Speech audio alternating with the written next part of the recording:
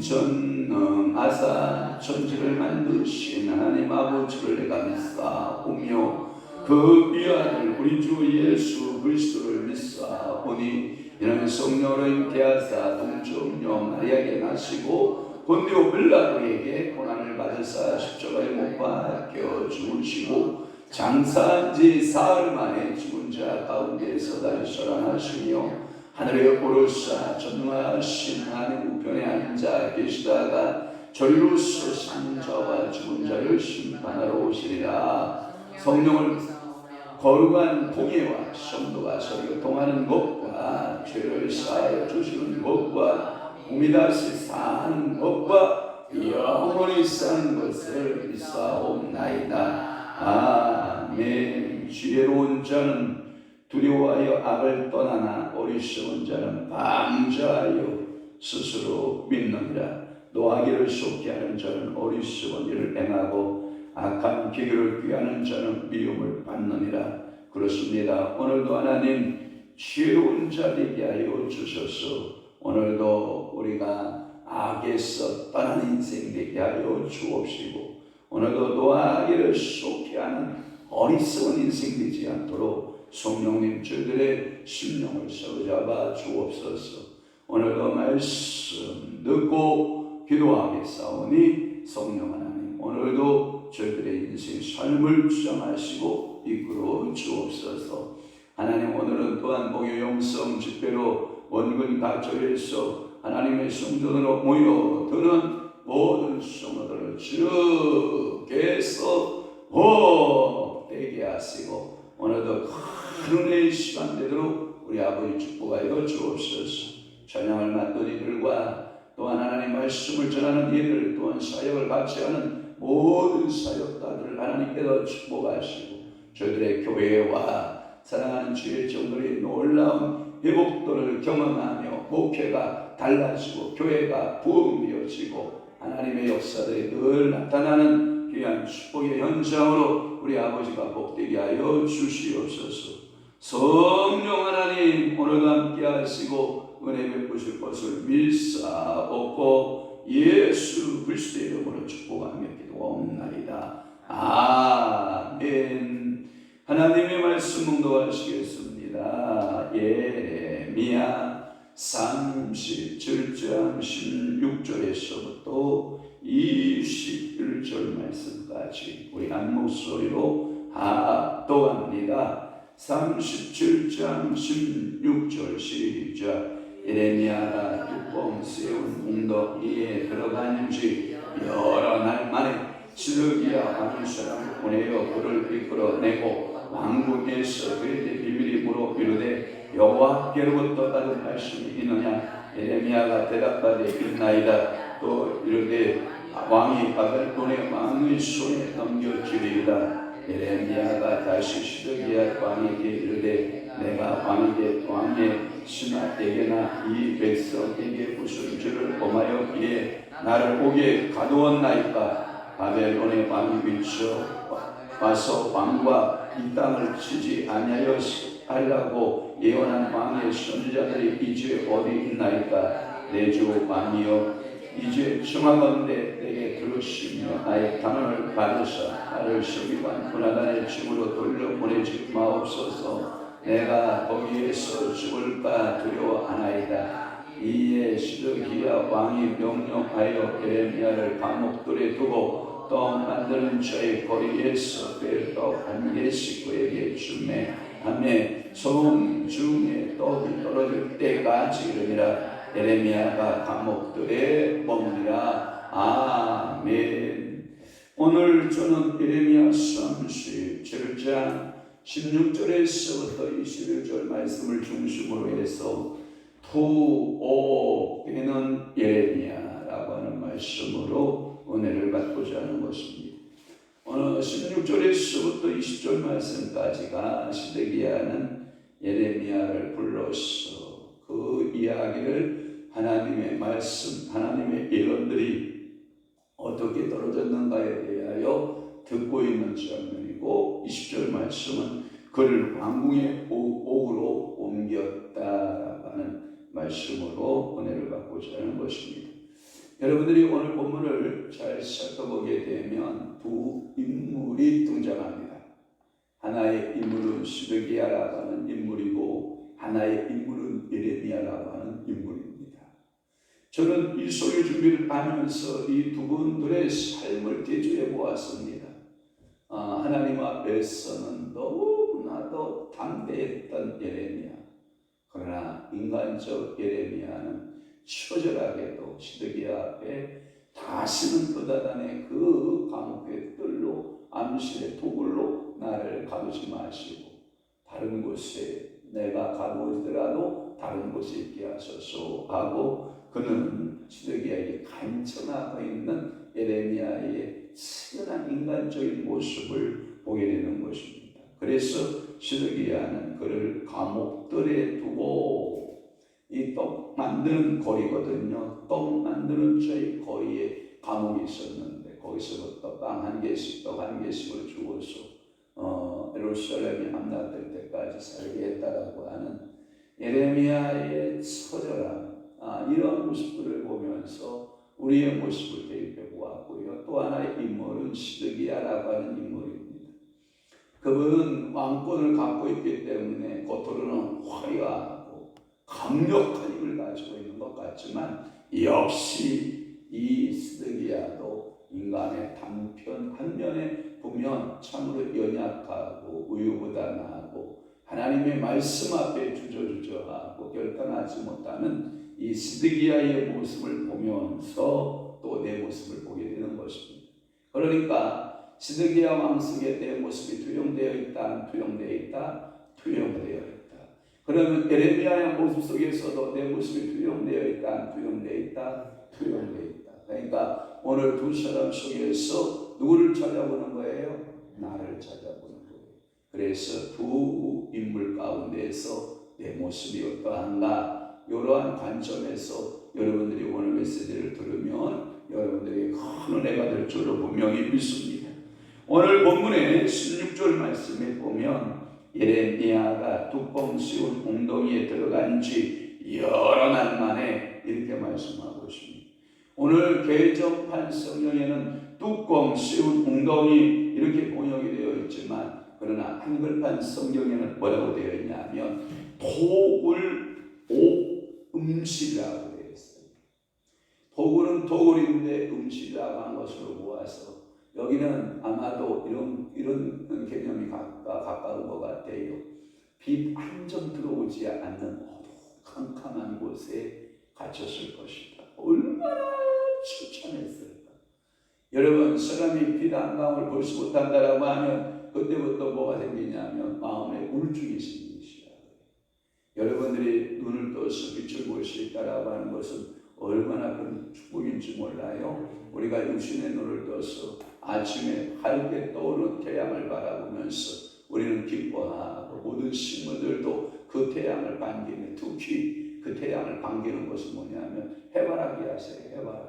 아침에 해를 동쪽으로 해가 뜨기 시작하면 자기의 얼굴을 동쪽으로 해 있는 쪽으로 쫙 따라가고 태양이 움직이는 대로 이 해바라기는 움직이다가 어떻게 해요? 저녁에 해가 없어지면 머리를 숙이고 다시 잠에 드는 해바라기의 모습. 해바라기가 해가 없다면 여러분 살 수 있을까요? 못 살 거예요. 마찬가지. 우리들은 주바라기라고 그래요. 주바라기. 주님만 바라보는 주바라기. 그런데 어떤 영혼들에게는 우리 주님의 빛이 한 줄기의 빛도 비치지 않는다고 하면 그는 절망 속에 빠질 수밖에 없는 거예요. 저는 축복할게요. 여러분, 뚜껑 씌운 이 웅덩이 또는 독을 옥음실 여러분들 이곳에 갇혀 있다 할지라도 성령께서 여러분들에게 희망이 되고 빛이 되고 소망이 되기를 주님으로 축원합니다. 우리는 그런 환경들을 가끔 경험할 때가 있다라고 하는 거예요. 요나단의 집옥에는 밝은 방들이 많이 있었을 것이지만 그러나 예레미야는 그 중에서 뚜껑 씌운 웅덩이 음실에 갇혀 있었다는 것이지요. 이 방에는 햇빛이 들어오지 않으므로 예레미야는 이 방에 여러 날 갇혀 있으므로 공감을 해줬을 것임에 분명하고 그때 왕이 예레미야를 불렀다라고 하는 거예요. 그래서 거기에 보면 뚜껑 씌운 웅덩이 이렇게 등장하고 있는 모습을 우리는 알게 되는 것이죠. 또 하나는 17절 말씀에 보면 이렇게 되어 있어요. 시드기야 왕이 사람을 보내어 그를 이끌어내고 여호와께로부터 받은 말씀이 있느냐라고 묻고 있는 모습을 우리는 보게 됩니다. 이 모습 속에서 우리는 시드기야의 연약함을 또한 체험하게 되는 거예요. 야, 그렇게 막강한 권력 앞에 하나의 그 예레미야를 불러서 그러한가 안 그러한가를 제가 확인하고 있는 시드기야의 모습을 보면서 뭘 생각을 하냐면 참 측은한 생각이 들어요. 어떤 측은함이 드냐? 시드기야가 하나님의 뜻이 그러하다라고 떨어졌으면 단호한 결심을 가지고 결단을 가지고 하나님 말씀대로 내가 살아야지, 하나님 뜻대로 내가 살게, 이렇게 여러분 각오하면 얼마나 좋아요. 결심하면 얼마나 좋으냐고요. 그러나 오늘 본문 속의 시드기야는 하나님의 말씀을 듣고도 그 말씀대로 행한다 안 행한다? 전혀 행하지 않는 거예요. 시드기야는 요나단의 옥에 갇혀있는 예레미야를 왕궁으로 불러들이면서까지도 여호와께서 무슨 지시가 있었느냐, 여호와의 무슨 말씀이 있었느냐라고 묻고 있는 그의 모습. 아마도 자기의 모습은 생각하지 아니하고 하나님 앞에서 얼마나 시드기야가 폐허한가에 대하여 자신의 모습을 보지 못하고 어떤 모습을 보고 있냐면 마치 자기가 좋은 사람, 하나님 앞에서나 사람 앞에서 바른 사람인 것으로 생각되어 예레미야를 불러서 하나님의 지시가 있었느냐 이렇게 묻는 것은 많은 참고서를 제가 참고해 보니까 예레미야 입에서 모든 어떠한 좋은 소식을 기대했을 것이다 이런 거예요. 여러분, 이런 게 있잖아요. 자신에게는 돌보지 아니하고 자기 옆에서 항상 좋은 소식들만 전달하는 그런 사람들을 가까이 하기만을 원하는 사람들, 여러분 주변에 가끔 있잖아요. 말을 해주고 진실에 대한 이야기를 해주고 충고에 대한 이야기를 해주면 그것은 귓등으로 듣지도 않고 그 앞에서 사탕 같은 달콤한 이야기만 해주면 그것을 좋아해서 그냥 바보같이 허하고 앉아있는 이 시드기야의 모습은 마치 내 모습은 아닌가 하는 것을 우리는 생각해 보는 거예요. 예레미야를 참 선지자로 믿었던 그 시드기야, 그러니까 시드기야는 예레미야를 믿었기 때문에 한 번의 기도 요청만 한 것이 아니라 예레미야는 하나님의 참 선지자라고 믿었기에 두 번씩이나 그는 기도의 요청을 했던 것을 알 수 있지요. 첫 번째 기도의 요청은 예레미야 21장 2절에 있었고, 두 번째 기도의 요청은 오늘 장수에 있는 37장 3절에 자신을 위해서 기도 요청을 하는 것을 알 수 있어요. 아마도 인간적인 면에서는 이런 기도에 요청하는 모습은 좋은 면이라고는 생각이 되나, 그러나 그는 진정한 믿음에서 취한 행동이 아니었다는 것을 알 수가 있고, 그의 배경을 찾아보면 역대하 36장 11절에서 13절의 근거에 보면 너무나도 이 시드기야는 우유부단한 그 성격을 가지고 있었고, 그의 심성은 약할 때가 이루 말할 수가 없고, 결국은 시드기야는 선의 왕이 아니라 악한 왕으로 분류됐어요. 그는 악한 왕으로 그는 마지막 인생의 종착역을 받게 되는 것을 우리는 보게 됩니다. 그래서 이 예레미야는 자신이 하나님의 말씀을 받은 그대로 오늘 10절 말씀에 보면 왕은 시드기야는 바벨론의 왕의 손에 넘겨질 것입니다, 이렇게 말하는 거예요.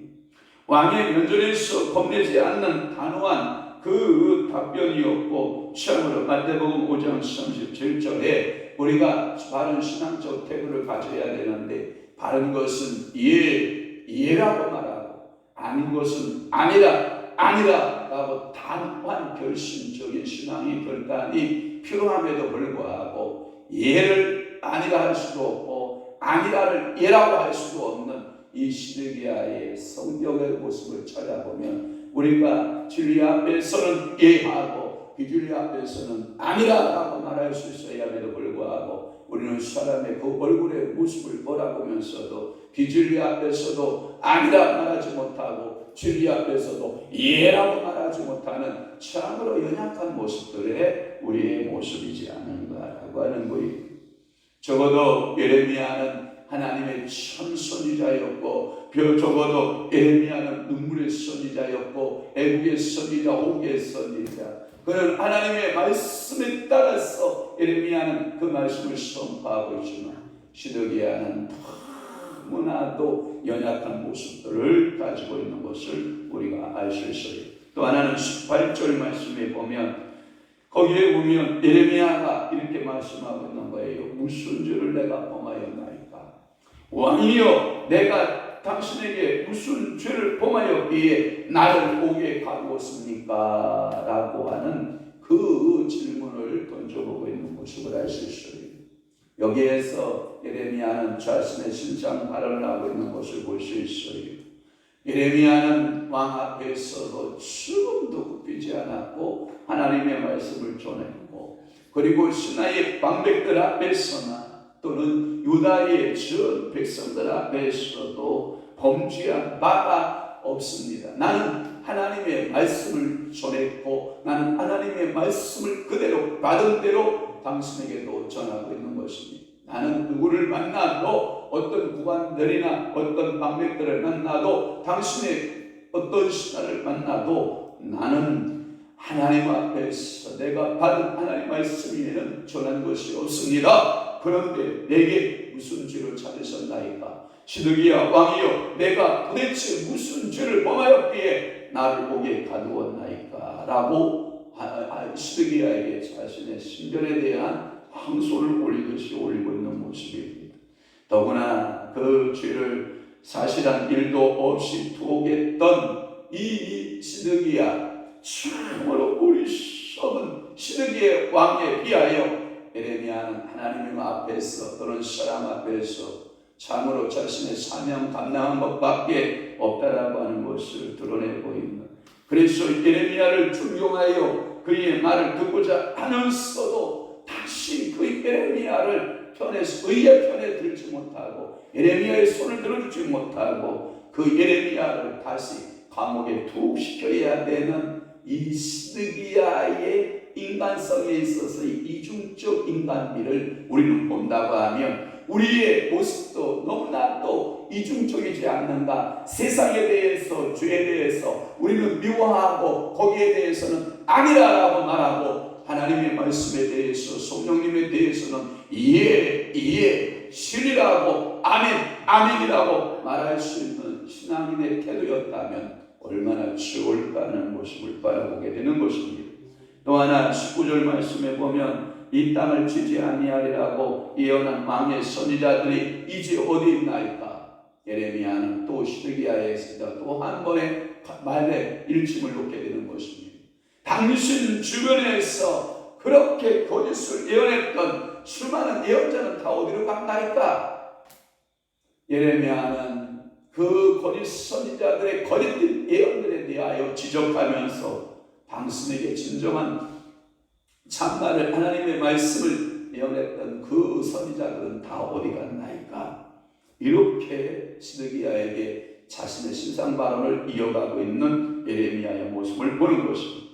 거짓 예언자들을 가리키는 내용이지요. 저들은 과거에 이렇게 예언하세요. 바벨론에 절대로 끌려가지 않습니다. 우리에게는 도움자가 있습니다. 남쪽의 나라, 이집트, 애굽의 나라가 있습니다. 그들의 군사를 빌려오면 저 북쪽에서부터 밀려오는 저 군사들쯤이야 한순간에 막아낼 수 있습니다. 이렇게 거짓 예언했던 사람들. 예레미야는 바벨론 땅에 70년 동안 포로기를 통하여서 당신들이 새롭게 회복되어 당신의 후손들이 이 고토의 땅, 팔레스틴의 땅, 다시 유다의 땅, 이스라엘 땅, 예루살렘에 돌아오게 될 것입니다라고 예언하고 있는 반면에 아닙니다. 왕이시여 2년 만에 혹은 3년 만에 이렇게 다시 돌아올 것입니다. 그러니 저 예레미야의 말을 믿지 마십시오 라고 말했던 수많은 거짓 선지자들이 다 어디 갔나이까. 당신에게 그렇게 떠들어댔던 그 예언자들이 다 어디 갔나이까. 이제 이 예언의 말을 듣고자 저 같은 사람을 이제 찾으셨나이까. 이러한 항변을 지금 하고 있는 모습을 알 수 있어요. 이제 바벨론이 내습을 하여서 이제 바벨론의 공격에 의해서 예루살렘이 포위를 당했으니 이제 예레미야의 예언은 성취될 것이고 저들은 거짓 선지자로 모습으로 거짓 예언자들의 모습으로 그 예언들은 한결같이 다 빗나갈 것이고 그들의 예언이 이제 어디 있습니까? 그 거짓 선지자들의 말이 당신에게 임한 것이 무엇이 있습니까? 잠언서의 말씀에 보면 까닭없이 제비나 참새가 노래를 부르고 지역이고 저 저주의 노래를 같이 지역이고 간다 할지라도 사람에게 그 재앙이 임한다 안 임한다? 임하지 아니한다. 여러분 까치가 위에서 십자가탑에서 아무리 까치가 여러분들의 노래를 부른다고 해서 내게 어떠한 영향이 있어요? 전혀 영향이 없어요. 까마귀가 여러분들 주변에서 까까하고 지나간다고 해서 여러분들에게 어떤 재앙이 임하나요? 전혀 재앙이 임하지 않아요. 우리 인간들이 만들어낸 중에 이런 이야기가 있지요. 까치가 울면 좋은 손님이 오려나 또는 까마귀가 오면 나쁜 소식이 오려나. 그래서 우리는 까치를 가리켜서 결조라 말하고 우리는 까마귀를 가리켜서 흉조라 말하죠. 그렇지만 팔레스틴 땅에는 그렇지 않아요. 반대예요. 까마귀는 길조고 까치는 흉조거든요. 그러니까 나라마다 사람마다 다 세대한 해석도 다른데 하물며 하나님의 말씀 참 예언의 말씀을 전했던 예레미야는 그 시드기야 앞에서 다시금 바벨론이 침공하여 당신의 나라는 망할 것이고 당신은 끌려가게 될 것이고 당신의 그 나라는 전부 다 바벨론의 그 모든 폭정 앞에 들어가게 될 것입니다라고 하는 그러한 예언들을 그대로 설명하고 있는 예레미야의 판대한 신앙의 모습을 우리는 발견하는 것입니다. 20절 말씀입니다. 예레미야는 그럼에도 불구하고 시드기야 왕에게 자신의 신전에 대한 이야기를 합니다. 20절 말씀에 보면 저는 이 이야기를 설교 준비를 하면서 이 예레미야의 이 태도의 모습을 보면서 저는 눈물이 나더라고요. 얼마나 아팠을까, 얼마나 고통스러웠을까. 예레미야가 그 나약하고 의유단한 그 시드기야 왕 앞에 간청하는 그 소리를 들어보면 초절하기까지 하잖아요. 마치 신음 속에서 흐느끼는 우리들의 모습을 보는 것 같아서 너무나도 제 마음이 아프고 제 마음이 이 말씀을 준비하면서 눈물이 핑 돌고 얼마나 아팠을까. 이 예레미야가 얼마나 고통스러웠을까. 20절 말씀 사정하듯이 이렇게 당당한 예레미야 선지자가 하나님의 말씀을 받은 그 예레미야가 시드기야 앞에 매달리듯이 이렇게 말하는 거예요. 단언을 하는 거예요. 단언을. 나를 다시 요나단의 그 토굴식으로 그 뚜껑에 덮여진 그 웅덩이로 16절 말씀이죠. 뚜껑 씌운 그 웅덩이 토굴 속 그 음침한 그 토굴 속으로 나를 넣어주지 마십시오.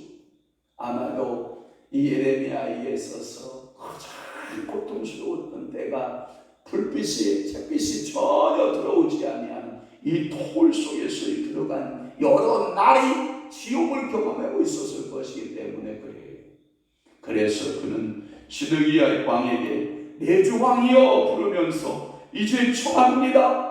다시 예레미야가 당신에게 탄원을 합니다. 내 소리를 좀 들어주시오.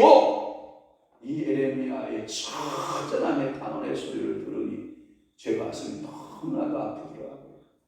오늘도 여러분들의 환경 가운데 토굴을 경험하고 있는, 오늘도 여러분들이 뚜껑 씌운 웅덩이에 들어가서 내 인생의 영원히 경험하고 있는 고통 속에서 부르짖고 있을 여러분들의 모습을 또한 생각해 보면서 성도들의 얼굴들을 같이 예레미야의 얼굴과 함께 스크랩해 보면서 우리의 환경과 예레미야의 환경들을 다시 접목해 보면서 내가 하나님 앞에 한 줄기의 음성이 들리지 아니하고 찬양해도 내 속에 어떠한 기쁨이 없고 기도해도 주님의 음성이 전혀 들리지 않는 그러한 토굴의 음침한 사망의 골짜기 같은 그런 경험들을 우리 성도들이 얼마나 오늘도 살아내면서 처절하게 겪어가야 할 운명인가에 대하여 생각해보면 그렇다.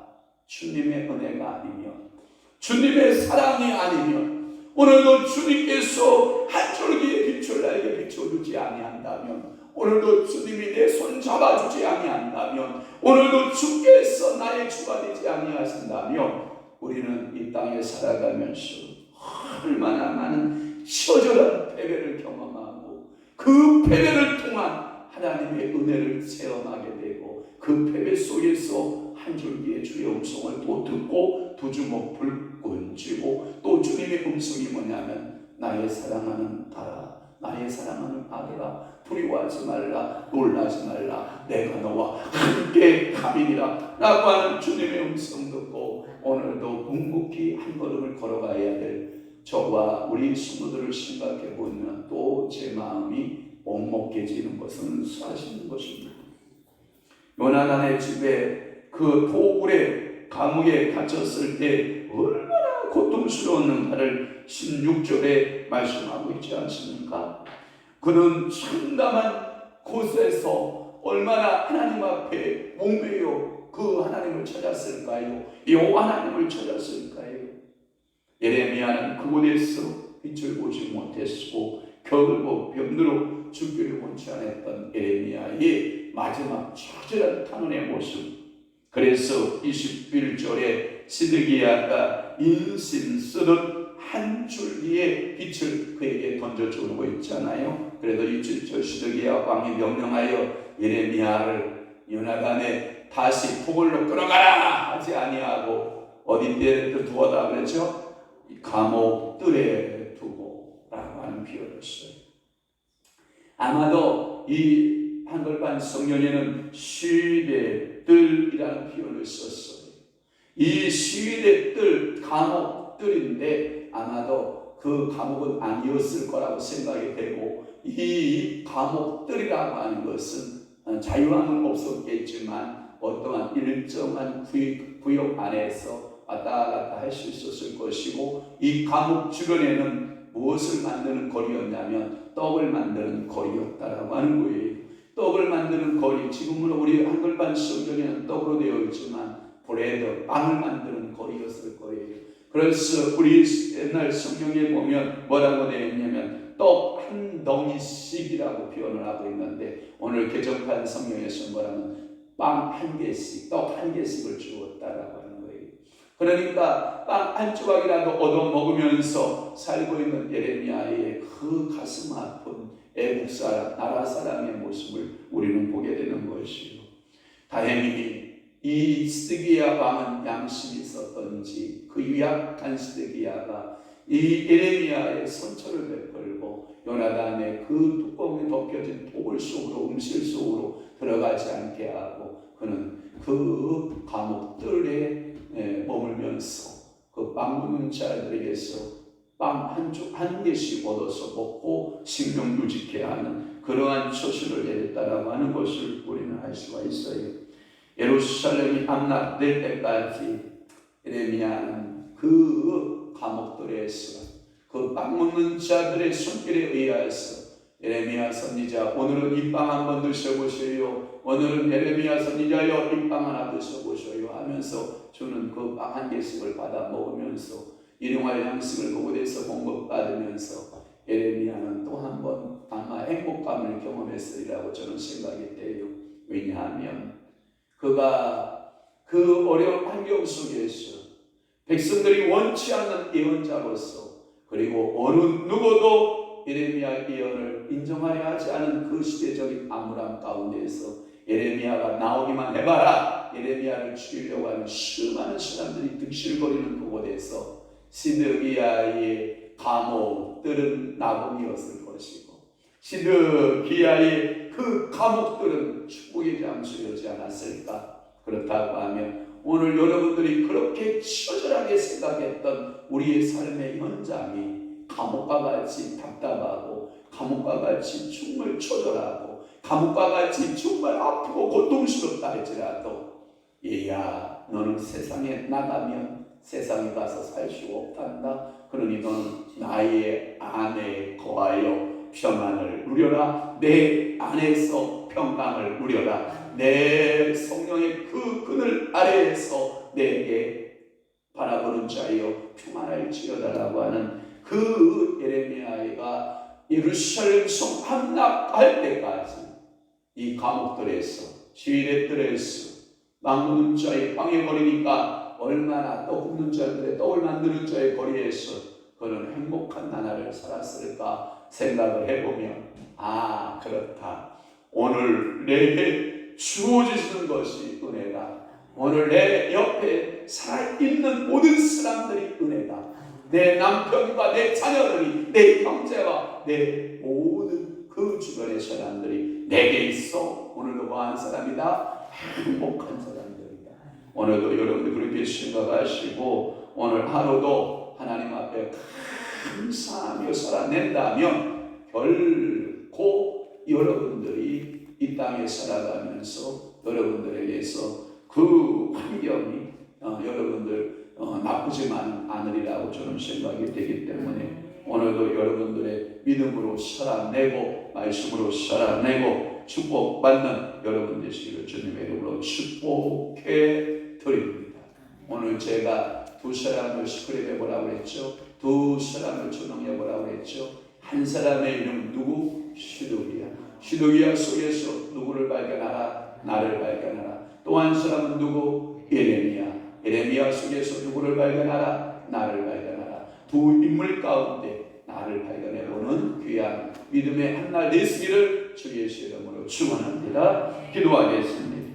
하늘의 신령한 복으로 땅의 기름진 복으로 영광 예수의 영광으로 우리 사랑하는 이종의 목사님 주님 앞에 예물 드리고 하나님 앞에 기도 요청하오니 주여 하늘의 신령한 복으로 이 땅의 기름진 복으로 매일같이 사랑하는 요청을 영광 가운데서 영광으로 이끌어 드리는 귀한 성령의 조명 앞에 늘 마음 드리고 눈 드리고 기도하고 쓰임 얻고 능력받는 귀한 요청으로 우리 아버지가 축복해 주옵소서.